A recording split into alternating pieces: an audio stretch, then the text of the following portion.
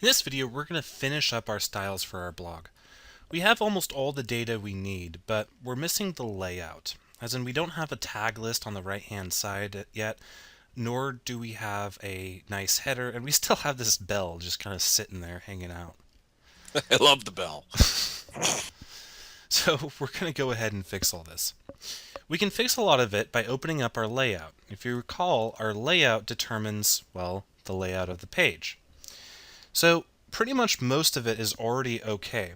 I am missing one thing that I really want to put in, just for OCD sake, and that is our meta char set equals UTF-8. Always put this in. Always make sure it's the first element in the head. Please, please do that. Always. Always. Forever. And ever. All right. Okay, so let's go ahead and start working on the innards of our blog. I'm going to go ahead and basically nuke all of this and rewrite it, because if I were just to change it, then it would just become a mess. So I'm just going to nuke this and rewrite our layout. Obviously, I'm going to keep the scripts at the bottom just as they are, because, well, that's how they should be. Remember, scripts go in the bottom. Yepers. Okay, so I'm going to create a div class site header with a header element that has the class of container. Container is something that comes from Bootstrap. Site header is something we'll latch onto in a moment. Then I'm going to do an h1 with the class of site header, page header. Page header does come from Bootstrap. Our page header is going to be a link that goes to URL, route URL, home, just like it did before. And then we're going to title our blog. Let's give it a title of awesome stuff. Because you know what? It is awesome stuff. We could have put epic stuff, but I like awesome. Yeah, awesome. Awesome is nice. I mean, that's something Rainbow Dash would say. So as long as I'm making Rainbow Dash happy, I'm happy. There you go. Now I'm happy. Awesome. We're all happy. So let's go ahead and add a tagline as well. So in small, I'm just going to add a tagline of a simple blog powered by ASP.NET MVC. The whole reason for being here. Exactly. So underneath this, I'm going to go ahead and add another class container. Again, that comes from Bootstrap. And I'm going to create a multi-column layout using Bootstrap. So I'm going to open up a row. Then I'm going to open up a div class call large 8, which is our column. Inside of this main column, I'm going to render the body. Inside of this column, though, so call large 4, I'm going to give it an additional class of sidebar. Now inside of it, I'm going to put something. I'm going to put the sidebar, but we'll notice a problem with this later on, very shortly here, once I finish up the markup. So just keep that in the back of your head. All right, hanging on to it. Okay, then after this row, we're going to go ahead and put in a footer with a copyrights HTML entity, and with date time UTC now dot year. So that's our layout. Let's come back here, open this up, and hit refresh and see what we get. I think it's already looking a little better. Yeah, it's already improving. So now everything is centered and we have this sidebar. But like I said, the sidebar is problematic. It's problematic because I want the tags to be listed there, all the tags, right? Right. Well, do you know what the problem with that is, Steve? They're not listed there. They aren't listed there. But if you go all the way back to our introductory conceptual overview of ASP.NET MVC, you'll understand that we cannot access data from the view. It is a sin to access the database from a view. So how do we list our tags here? Well, we could use the view bag.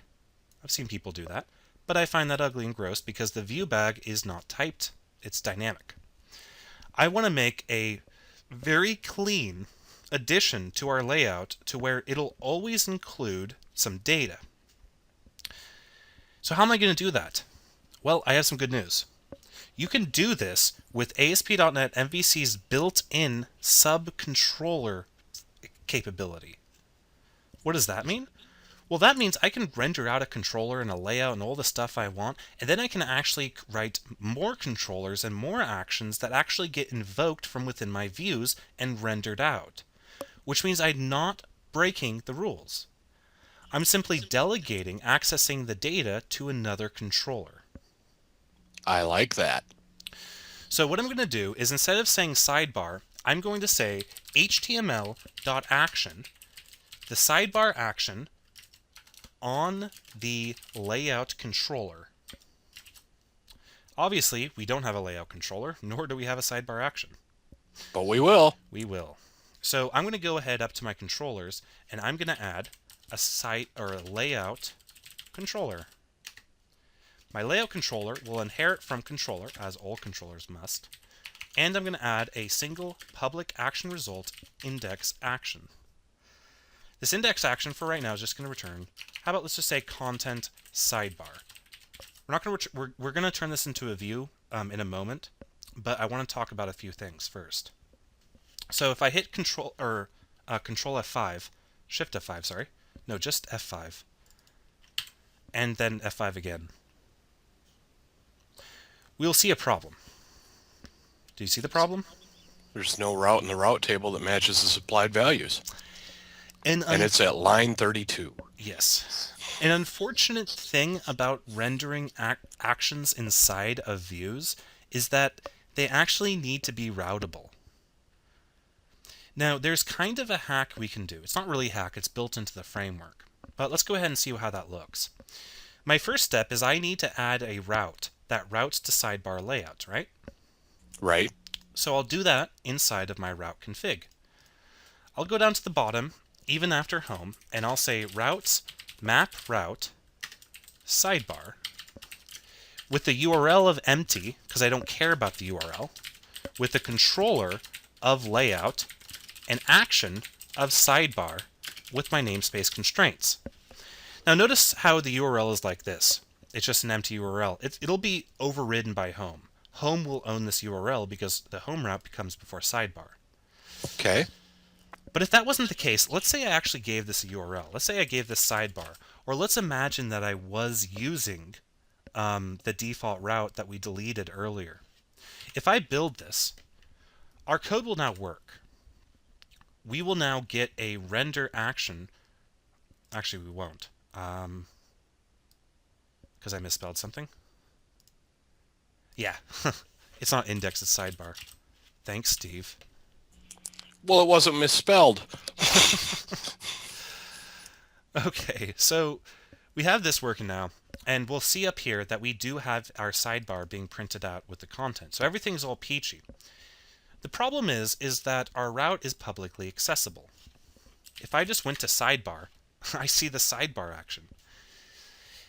I don't really like that. That's not so good. No, I don't like that because the sidebars should only be a child action. It should only be an action that's invoked from views, right? Right. Well, guess what? We have a filter that's built into ASP.NET MVC called child action only. That's sweet. By applying this, I can come back here and I can no longer access the sidebar directly because it says the action sidebar is accessible only by a child request. But I can still access the sidebar from within a child request. And that's what we want. Exactly. I will go back to my route config and remove this URL entirely, which will make this entire point moot. The reason again is because this is an empty URL, so is the home. Since the home comes before it, this route will always match before the sidebar route. But just so you know kind of thing. Right. You should always put child action only on actions that you expect to only be child actions. All right. Which is why it's called child action only. Imagine that. They're good at naming things, aren't they? They are. Okay, so now that we've done that, let's go ahead and construct our view. Well, we are going to need a view, right, for our sidebar, but we also need data. If we need data in a view, what do? We create a view model. Let's go do that. Alrighty. So I'm going to go into my models, or sorry, my view models, and I'm going to create a layout one. And then I'm going to create a layout sidebar class. But actually, in addition to that, I'm going to map tags to a special view model only class called Sidebar Tag. Sidebar Tag is going to have a public int ID, public getter, and a private setter, a public string name, public getter, private setter, and a public string slug, public getter, private setter, and a public int post count. Now, because all of these are private set, I need to generate a constructor that will actually take in all of these parameters, or all of these values as parameters. So make sure you go ahead and add a constructor that takes in the ID, name, slug, and post count and assigns them to the appropriate properties. Alrighty, good. Okay, so now that I've done that, I can go into the layout sidebar and I can put in some values. I need stuff like public bool is logged in, because I need to know if I'm logged in, because I want to show some things if I am. I need a public string username, because I want to greet the user. I need a public bool is admin, because I want to know if they're an admin or not, to know whether or not to show certain links. And I need a public IEnumerable of sidebar tags. Now that did bring in using system collections generic at the top. Noted. So now I'm going to go in my layout controller and finish it up. So all I need to do is I need to return a view with a new layout sidebar. That brought in my simple block view models. And then I'm going to put in all my data. So is logged in is going to be auth.user does not equal null. Username is going to be auth.user does not equal null. If that's the case, we're going to pull in auth.user.username. Otherwise, we're going to pull an empty string. Next up, we're going to do isAdmin, which is simply going to be user.isEnroll admin. Finally, we're going to bring in our tags, which is going to be database session query. This is going to bring in nHibernate.link at the top. Tag. This is going to bring in simple blog.viewModels.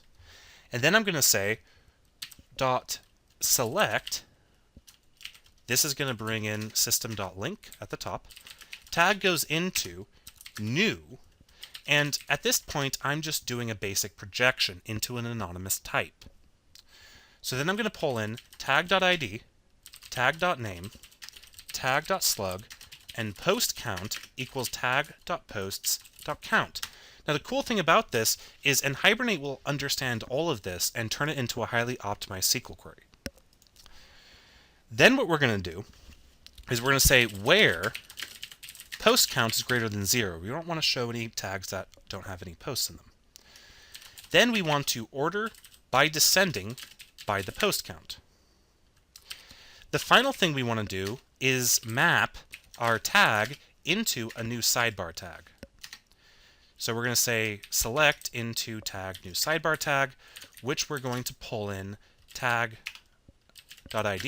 tag.name, tag.slug, and tag.postCount. At the end of all this, we're going to do .toList. Alrighty. I like it. Awesome. So this just pulls in the data and turns it into something that our views can understand. Now we actually need the view. So to do that, I'm going to go in and create a layout folder underneath views. Right-click, hit add, go to view, and not surprisingly type in sidebar. Seems to be making sense. Awesome. So I'm going to delete everything out of it and make it strongly typed by saying model simple blog dot view models dot layout sidebar. Then I'm going to open up a C# block and say layout equals null because I really don't want the sidebar to have a layout. That would actually create an infinite loop. Because the layout that we have renders the sidebar, if the sidebar rendered that same layout and that same layout then rendered the sidebar, it would just be an infinite loop and we would get a Stack Overflow. We don't want that. We don't want that. Okay, so let's go ahead and make some cool stuff on our sidebar. I'm just going to keep this really straightforward. We're going to create a couple panels. The first panel is going to be a panel success, because I like the green. And then I'm going to say div class panel heading. And then I'm going to say something like about me. We can put in about me here. That's an appropriate place to put it. And then we'll put in our panel body. Inside of our panel body, we might say something like, I am a person and I do things. Both things are true. Yes. Then I'm going to say, if model.tags.any, then we want to render out our tags. This is going to be a little bit more complex. So, the first thing we need to do is we are actually going to make a progress bar on our tags that shows visually relative to other tags how many posts that tag has in it. To make that calculation, we first need to find the max posts in tag so we know the maximum bounds. Then we're going to say equals model.tags.max. T goes into t.postCount. So now we know the upper bound of our progress bar. Now we're going to open up a panel. Inside the panel, we're going to go ahead and use a panel info for a kind of gray look. Then we're going to create a panel heading that just says tags. Then we're going to create a panel body. Inside of this panel body, we're going to put in some markup that will render out our panels or our tags appropriately. We're going to wrap it in a div with a class of list group. Again, this is all Bootstrap. It's all available in their documentation. And I'm going to say for each var tag in model.tags. Now, the first thing I need to calculate is the percentage I need to fill the progress bar. Remember, the progress bar determines how many posts relative to other tags this tag has in it. So I'm going to say var percent equals math.ceiling cast to float tag.postCount divided by our max posts and tags multiplied by 100. This is a very standard algorithm for determining the percentage of something based off of a value and the max value. Wonderful. Next up, we're going to create a link. The link is going to have a URL, route URL to, you guessed it, tag. Its URL parameters are going to be tag.id and tag.slug. Then it's going to have a class. The class is listGroupItem. Sound good? Sounds good to me. Inside of our A tag, we're going to have a couple spans. The first one is going to be class name. That is something that we are going to be writing very shortly here. It's going to have tag.name inside of it. Then we're going to have a span class badge. This is something from Bootstrap that'll show a nice little badge where we can put our number. The number we're putting in is tag.postCount. The final thing we need is the progress bar. So we're going to do class progress. Inside of the progress bar, we're going to put in a span class progress bar info with a style setting width to percent.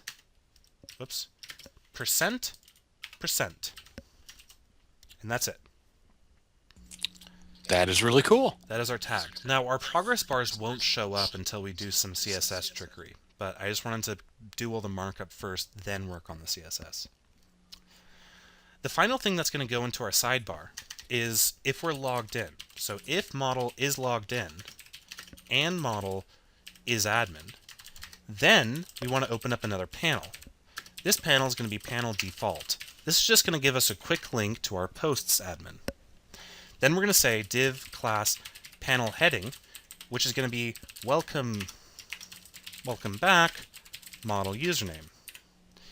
Inside of the div class panel body, we're going to have a button group. And the button group is going to include a nice little drop down for our post action. To do that, we simply have to do a class button group. We're going to do a button group small. Then we're going to have an ahref. This a tag is going to point to url.action. The action name is index. The controller name is posts. Then we're going to have an area set to admin. Remember, because we have two posts controllers, we need to specify which area we want to pull from. Next up, I'm going to give this link a class of button default, and a name of posts. Next up, I'm going to create a button. This button is going to have the class of button default, and drop down toggle. Inside of this button is going to have a span class caret. Now, I have to make sure if I want this dropdown to work to add the data toggle attribute with the value of dropdown. Just like we did before. Yep. Next up, I'm going to create a UL with the class dropdown menu. Inside of that, I'm going to have an li with an a tag that points to URL action new posts new area is admin. Remember, we have to have the area as admin because otherwise we would get the wrong controller. And we're simply going to say create post. That is our sidebar. That's awesome. Let's go ahead and hit control, or I keep on trying to put control in there. F6 and then F5, and let's see what we get. At least you moved off posts. See? There we go. That looks good. We do have a slight issue with this panel body and this... ooh, I accidentally added the panel class to my panel heading. I didn't mean to do that. Let's come up here and remove the panel class from that. Bring this over here. And now we can click on any of our tags to see posts in those tags. We can also click on this drop-down and get a create post link that'll shoot us right into the admin. But remember, this only shows up if we're logged in. That's all very slick, though. Oh yeah, it's very nice. Okay, so this is virtually all the markup we really need for our site. So let's go ahead and have some fun with the CSS. Again, I find CSS to be very cathartic. And we have quite a few different things that we'll have to put together. So let's just start off from the top. I'm going to close all documents, and I'm going to open up my CSS file, which is going to be content site.css, and let's start having some fun. First of all, I want the site header to have a background of 2C3E50. I believe that's the color I want. Yep, that looks good. Obviously, we have a problem with the border and the link color and everything, but we'll fix that right quick. So then we're going to set the color to EEE and the margin bottom to 20 pixels. Next up, I want to do site header, page header. And that's simply going to say border is none, padding is 0, margin top is 20 pixels, margin bottom is 10 pixels. That'll fix up our header just a tad, and now it looks like this. Looking good. Next up, we have to go ahead and I want to recolor the small tag. So I'm going to say site header, page header, small, with a color of DDD and a font size of 16 points. Next, I want to do site header A, give it a color of pure white, which is FFF, and a font size, a text decoration of none. Come back here, hit refresh, and here's our awesome stuff. That looks awesome. Okay, so next up, let's go ahead and style our posts. I'm going to move this off the monitor so we can quickly switch between these two. So I'm going to go ahead and say the H1 under posts is going to be styled like this. It's going to have a font size of 16 pixels, 16 points. It's going to have a padding of 0, a margin of 0, a margin bottom of 5 pixels, a height of 41 pixels, and a line height of 41 pixels. That's going to go ahead and make our headers look like this. It's actually not because we messed up somewhere. What have we done? I never actually added, or whoops, I misspelled. I meant post H1, but it still doesn't matter because I never added the post class to my post partial. So I need to go into my post.cshtml and add the class post to the article. Coming back here and hitting refresh, our posts are now a little bit more manageable. All right, that looks good. Okay, so going back to our site.css, we now have to work on our sidebar. So I'm going to say sidebar tags list group has a margin of 0. Then I'm going to say sidebar tags list group A is going to have a position of relative, a background of transparent, and a border radius of 0. I'm actually going to just copy and paste this bit here because we're going to use this over and over again. Next up, we need to go ahead and do our name. So that's going to be list group a dot name, which is going to have a z index of 2 and a position of relative. Now, if you don't understand all these positioning things, what I'm essentially doing is trying to make the progress bar we made appear above the name without being ugly. I'll look forward to seeing how it looks. Alrighty. So now we need to style the badge. So I'm going to say sidebar tags list group dot badge. The badge is going to, or I want to scope that to the A tag. The badge is going to have a z index of 5 and a position of relative. Next up, let's go ahead and style our progress bar. So our progress bar is going to be sidebar.tags progress bar. Our background of the progress bar is going to be DDD. That's not the right symbol. And then it's going to have the border of none and a box shadow of none. So then what I'm going to do is I'm going to style more progress bar stuff. I'm going to do the progress inside of the progress bar. It's going to have a display of block, a position of absolute, a top of 0, a left of 0, a width of 100%, a height of 100%, a z index of 1, a padding of 6, and a margin of 0 with a background of transparent. Look good? That was a lot. Okay. Come back here, refresh, and we're still not seeing our progress bars properly. Let's make sure that we save the CSS file, and let's also make sure that our selectors are correct. If I move back over to my sidebar, let's ensure that I applied the right classes to the progress bar. Now in theory I did, so I think what we need to do is come back into this and open up our nice little inspector and figure out where our progress bar went. Oh, you know what I'm missing? I didn't set the progress bar to have a display of block. I did. Why is it being a pain? Now I did set my progress to have a display of block, but it's actually not showing up in here. In fact, it's not being styled whatsoever in here. I did something wrong. Ooh, you know what? Let's figure out what you did wrong.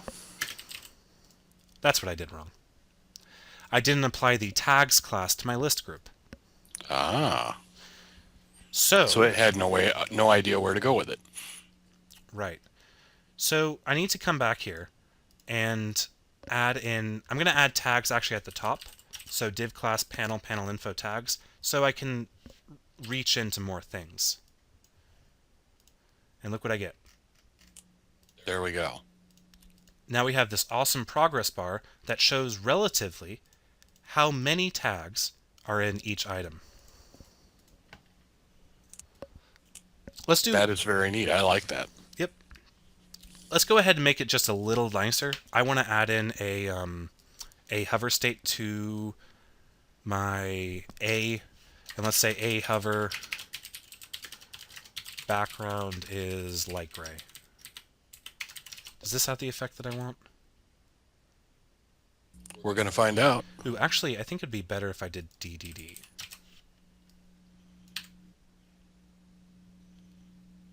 I like that. That's pretty cool. I've never seen that. Now that's where the relative that I didn't understand comes in, because those are all progressing relative to each other. Correct. Gotcha. Okay, so now I've done that. Let's go ahead and style our posts a little bit. I'm going to come in here and I'm going to say post has a margin bottom, a margin bottom of 20 pixels. Then I'm going to say post footer has a background of EEE, a padding of 10 pixels, an overflow of hidden, a font size of 10 points, and a color of AAA. Then I'm going to say .post.tags has a margin of 0, and a margin top of -1 pixels. The final thing I need to do is post tags li. It'll have a float of left and a margin right of 5. Now, if you're confused about the CSS we're using, we do have a series about CSS on the site, so be sure to check that out. If I come back here and refresh, this is what I now get. That's really cleaned up. That looks good. Okay, the last thing that I want to go ahead and do is add some lorem ipsum. Because I really don't like the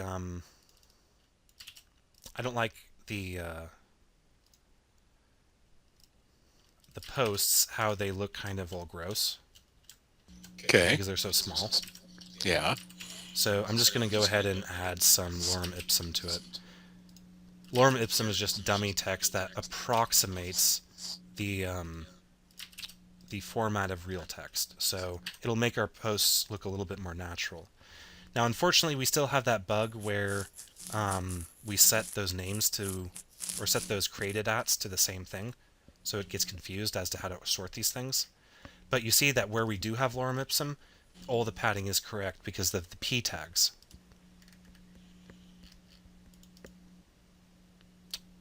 That's working awesome. I'm impressed. All right.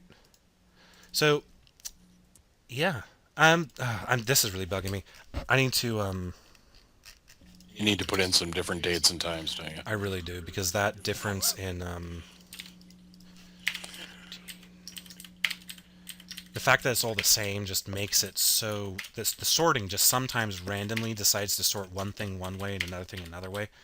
Now, the likelihood that this will ever happen in production is pretty much nil. But because we manually set all these dates to now, it really messed things up. There we go. Well, it's hard to show what we want it to look like too, so. Yeah.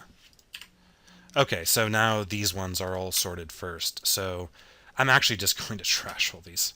No, I'm not going to trash them. I'm going to delete all these. We don't need these. Did I get rid of all? There we go. That looks nice. That does look nice. The layout of that came together nice and quick and very, very slick. Mm-hmm. And that rhymed. So it did. Oh dear. Okay. So the last thing I want to do is I want to bring in one more third-party library. And that is so that our times don't look like this, like minutes ago. Also note the time is negative because I set the dates to the future on accident. Whoops. But anyway, it says posted X minutes ago. That's unacceptable. So we're bringing in time ago. So search for time ago, grab it, and download it. What it's going to do is it's going to just show you this little thing right here. There's a bunch of ways to get this file into Visual Studio. The easiest way is I can go over here into scripts, add a new code file, and call it timeago.js. Actually, I'm going to follow their name. I'm going to say jquery.timeago.js. And I'm going to just copy and paste the script in. Fix for IE6 suckage. That's funny. Once I do that, I am then going to include it into my bundle for my front end. So I'm going to go to app start bundle config. I'm going to find my front end scripts, and I'm going to add, after jQuery, I'm going to add include scripts jQuery.timeago.js. Then I'm going to recompile. Now that's not actually going to fix it just yet. What we need to do is we need to not only invoke the timeago script, but we also have to do this. We have to do things in an ISO 8601 timestamp format, which I'll show how to do with C#.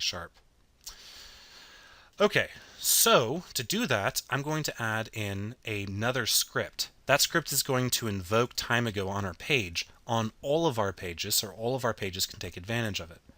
So I'm going to go back into scripts, and I'm going to add a new code file, and I'm going to call it frontend.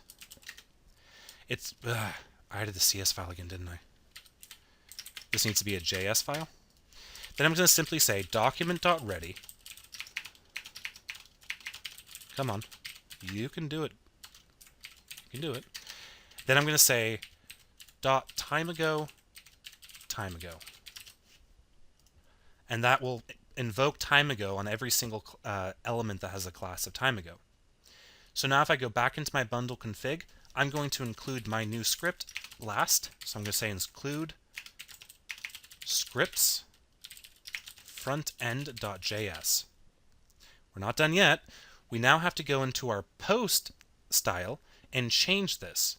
So instead of doing this, we're going to say ABBR class time ago with the title of what we want it to be, the title of the time the model or the post was made, which is simply going to be model.createdAt.toString r.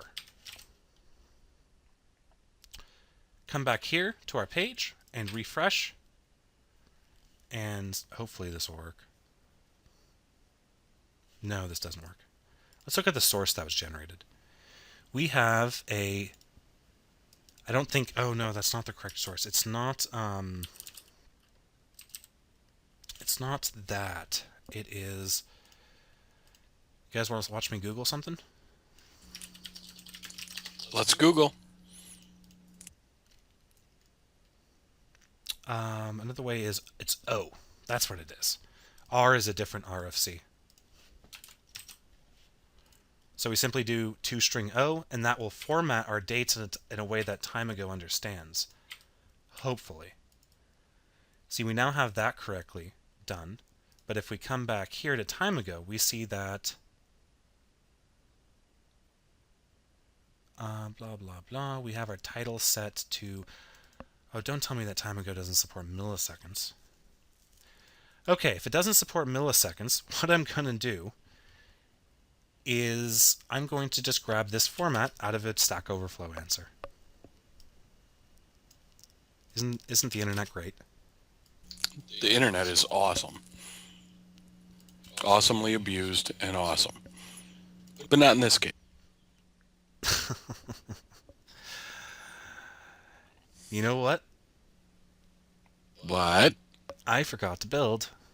Oh, so there's nothing wrong with our code. We just haven't built it. Yeah. Sorry, guys.